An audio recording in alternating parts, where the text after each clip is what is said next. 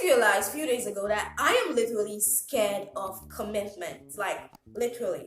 I know you're like, what kind of commitments? And what are commitments?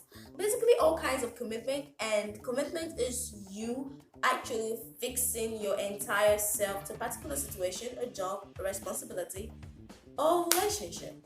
So basically, the most thing I am scared of is a romantic kind of relationship. I know. So I was actually overthinking this thing one time, and I realized that I am this kind of person that could literally start something today and get tired of the thing the next week. So basically, everything I do as a content creator and a textile designer, I have to literally give myself pep talk at the end of every week to keep myself going and not just give up. So then I'm like, do I have to give myself pep talk for a romantic relationship just to stay in love with another kind of person? Maybe I should try that. I know this week has been crazy. He hasn't been responsive like before, but you need to realize that a lot of things happened this 2020, and this is the month of December, and he's trying to figure out 2021 for you guys. You, my friend, might actually have such fears like me and not even realize it until right now.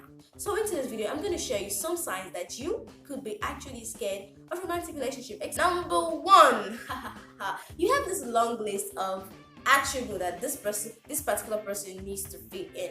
Have pointed nose. Come on, he doesn't have a pointed nose. I'm sorry, I can't date you. Right? Number two, you have this constant fear of abandonment just because of your previous relationship. Take your damn slaves away from me, please.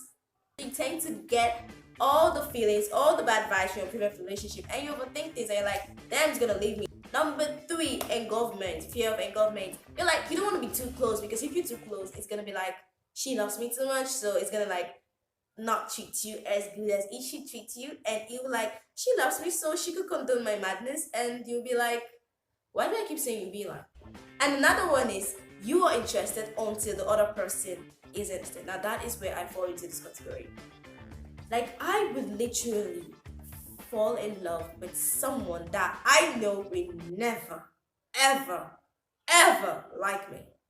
For example, when I decided to fall in love with Limido, like literally, but this constant pursuit of that kind of love is actually what makes you driven and gives you this horror that, oh my god, I'm in love. Until then, when the person kind of has interest in you, you're like,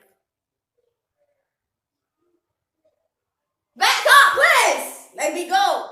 And another thing, you are actually in love with the thought of someone. Just imagine you just met someone today and you don't really know the person like 100%, and then all of a sudden you start thinking, we ladies, we do that a lot, of all the good things that you could actually accomplish or do with that kind of person, and then you fall in love with the thought of the person. And then when you meet the person, you're like, why would he press his toothpaste from the middle instead of from the bottom? Who the hell does this kind of thing? Another side, you give so many flimsy excuses, the fact that you're busy, you don't have time for relationship, you have a lot of schedules, meeting, editing, and the rest. Damn, you're scared of commitment. You should check yourself out. Literally, the only thing I have been committed to is YouTube. So literally, YouTube and I are officially married. Yeah, the thing is that he forgot the wedding ring, so he hasn't gotten the wedding ring yet, so that's why it's kind of empty.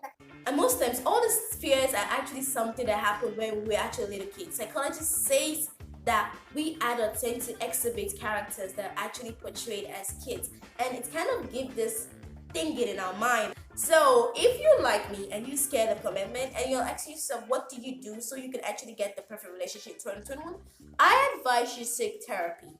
You could actually read your Bible, like the whole passage of the Bible. Or maybe you should try again. Should you? And again, talk to people about it. Talk to your partner about it. Don't presume that just because of certain issues happen to Emeka, will definitely happen to you because your name is Amaka. Alright, thanks for watching this video. I know this is awkward, this is cringy. I don't know how I'm doing. So, like this video, subscribe to this channel, turn your notification bell, and also check out my collection at the Ideal Closet and get yourself 30% off. The link is in the description box below. Catch you and Merry Christmas in advance.